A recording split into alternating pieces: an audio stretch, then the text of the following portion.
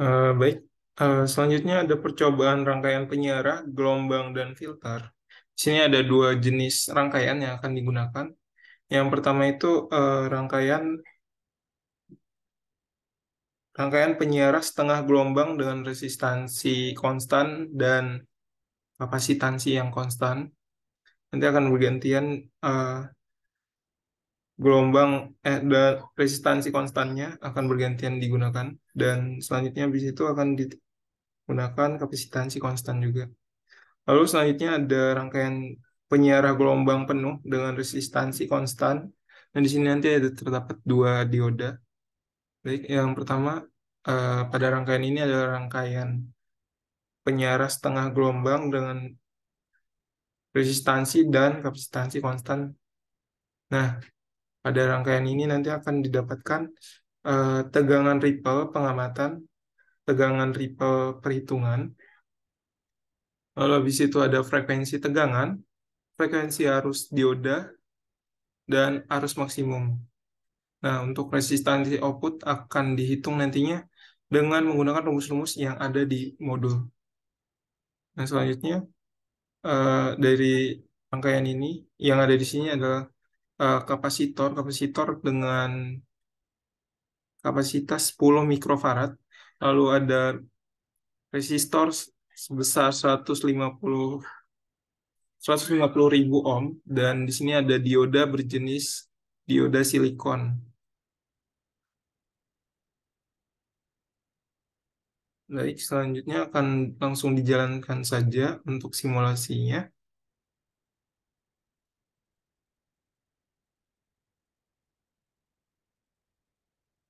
Nah, setelah simulasi dimulai, kita bisa melihat di bagian osiloskopnya. Di bagian osiloskop ini nanti akan muncul beberapa grafik yang jika semuanya di-on-kan, maka akan muncul seperti ini. Nah, untuk yang pertama kita fokus pada grafik yang berwarna kuning, gelombang yang warna kuning. Nah, di gelombang warna kuning ini kita dapat mencari yang pertama itu eh, tegangan pengamatan. Nah, tegangan pengamatan itu kita dapat lihat dari titik puncaknya dari si si gelombang ini. Nah, jadi ini sekitar 975 7 sekitar 975,50 volt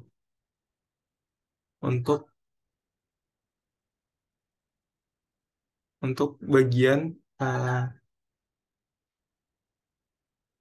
tegangan ripple pengamatannya. Nah, lalu untuk tegangan ripple perhitungan kita bisa menonaktifkan yang channel A, lalu kita mengaktifkan channel B. Nah, untuk itu kita stop dulu. Nah, setelah itu kita lihat tegangannya berapa. Kita sama seperti yang gelombang warna kuning, kita fokus ke puncaknya.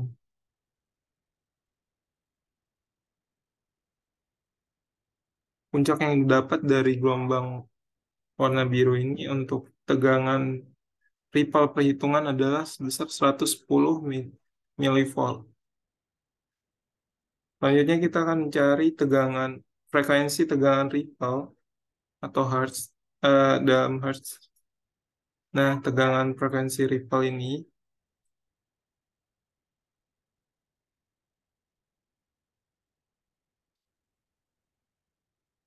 kita bisa nyari dengan cara menghidupkan kembali eh, channel A,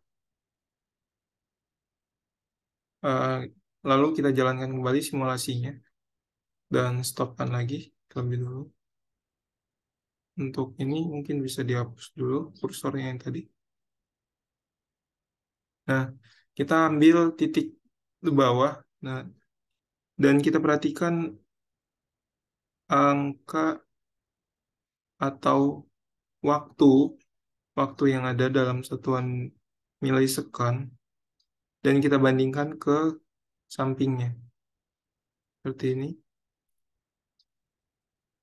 Di sini kita dapat 418,75 milisekund, dan mungkin sebaiknya kita pindahkan aja ke sebelah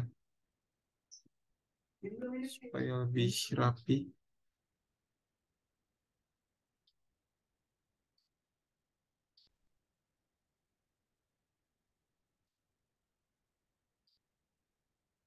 Nah, ini contohnya minus 6175. Jika digeser ke sebelah sini, ada 80,75. Nah, eh, keduanya ini akan dikurangkan jarak antar kedua ini. Jadi nantinya akan dapat sekitar 20 milisekund. Nah, 20 milisekund ini nantinya akan dimasukkan ke dalam rumus yang ada pada eh, rumus yang telah tersedia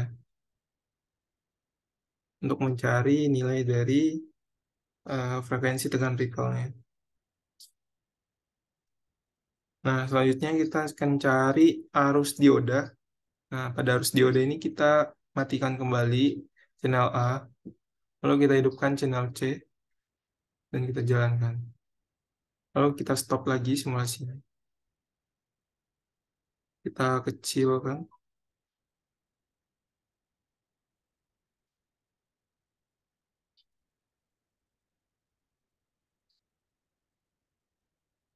Kita kecilkan volumenya. Kita perhatikan bagian waktu dari satu gelombang ke gelombang lain. Kita bisa melihat puncak atau lembah terdalamnya, puncak tertinggi atau lembah dalam, tapi yang kita perhatikan adalah bagian waktunya. Seperti ini, dia sekitar 64,75. Nah, kita perhatikan sampingnya.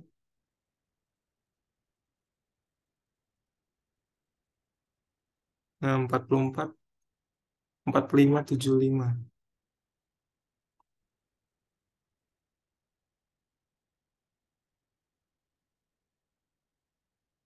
65. Ya, berarti kurang lebih ini adalah jaraknya dari satu gelombang itu sekitar 20 milisekund juga. Nah, nanti eh, jarak waktu yang telah dapat ini akan dimasukkan ke dalam rumus yang ada juga. Nanti dicatat dan dihitung. Nah, lalu selanjutnya kita mencari arus maksimum dari rangkaian ini. Nah, dengan ini kita bisa memakai props current di bagian sini, di bawah, di atas resistor. Sebelumnya kita hentikan dulu simulasinya. Baru kita tambahkan props current-nya. Nah, lalu props current ini dirotasi karena props current ini arahnya itu arusnya mengarah ke bawah, mengarah ke ground. Seperti ini. Nah, supaya lebih enak dilihat, kita mirrorin. Lalu kita jalankan simulasi dan kita dapatkan hasilnya. Hasilnya sekitar 0,0102948 miliampere. Selanjutnya tinggal kita ganti untuk variasinya, seperti pada kapasitansi konstan kita tetapkan di 10 mikrofarad. Nah, yang kita ubah hanya di bagian resistornya, bisa dari 150 menjadi 300, 300K atau 500K. Itu juga sebaliknya. Ketika resistansinya tetap atau konstan, itu dia berjumlah 150K. Nah, pada bagian Kapasitornya dia akan berubah 10, 20, dan 30.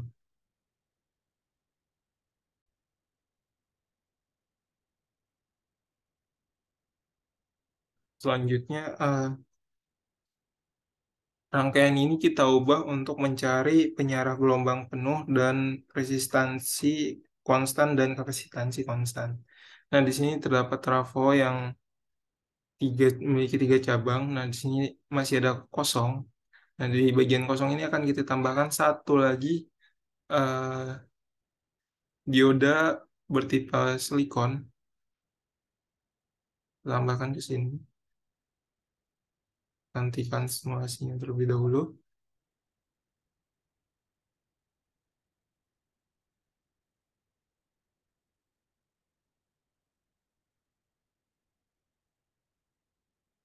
Kita sambungkan sesuai seperti yang ada di modul.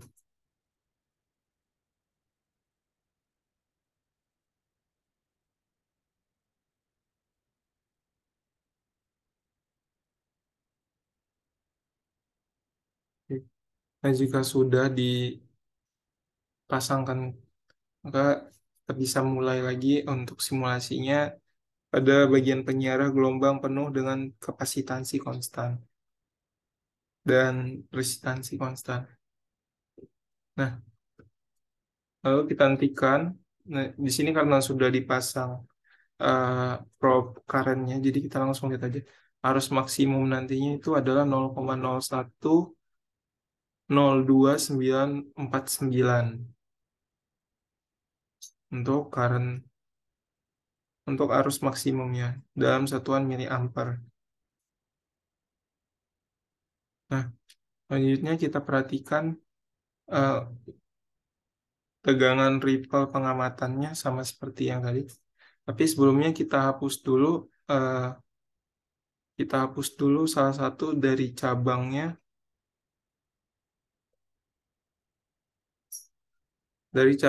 osiloskop yang terhubung ini. Kita hapus yang bagian C. Nah, baru kita jalankan kembali. Lalu kita buka bagian digital osiloskopnya. Channel C kita matikan. Semua dimatikan kecuali yang A dalam ini.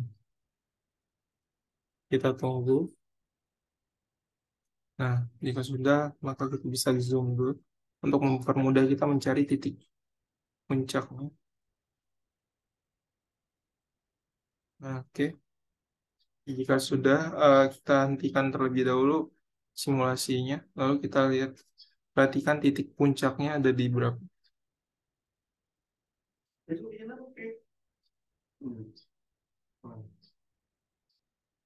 Nah, kita lihat terdapat untuk tegangan ripple pengamatannya itu sebesar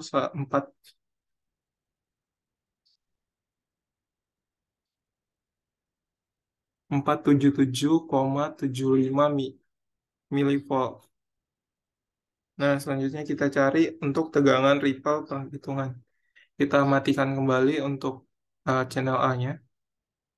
Lalu kita hidupkan kembali di bagian channel B. Dan kita jalankan kembali simulasinya. Nah, jika sudah seperti ini, kita hentikan simulasinya.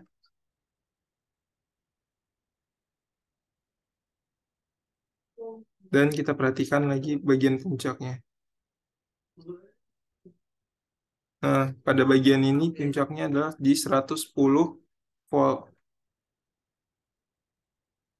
Dan ini 110. Berarti pada bagian tegangan ripple perhitungannya itu 100 volt nanti dimasukkan ke dalam perhitungan. Nah, selanjutnya itu untuk mencari frekuensi ketegangan, cuma seperti di bagian yang setengah tadi, setengah gelombang tadi, kita hidupkan kembali channel A, lalu kita matikan channel B, lalu kita jalankan simulasinya, hentikan. Nah, kita perhatikan lagi itu di bagian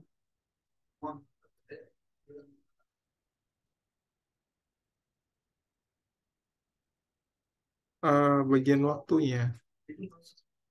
Jadi kita perhatikan waktunya antara satu gelombang dan gelombang lain, lalu kita kurangi. dan nanti kita masukkan ke dalam perhitungan. Begitu juga dengan frekuensi arus dioda.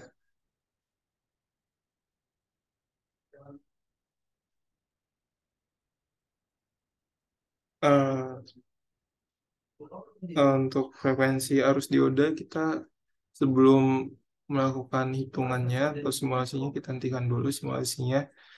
Bagian osiloskopnya kita pindahkan ke daerah terdekat dari si dioda yang pertama.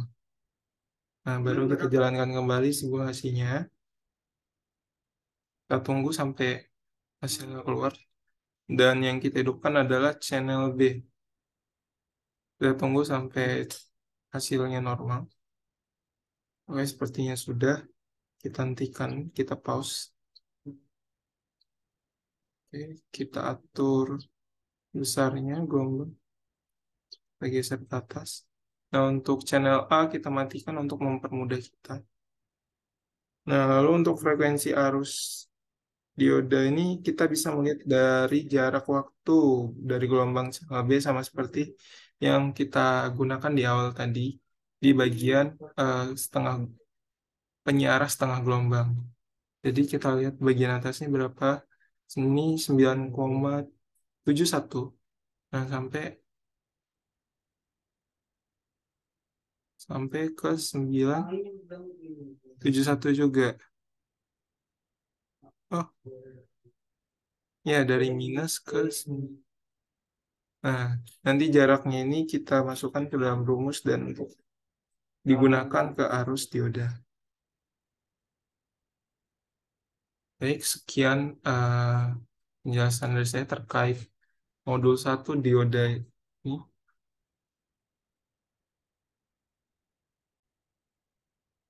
Sekian, sekian penjelasan dari saya. Jika saya ada salah kata, saya minta maaf.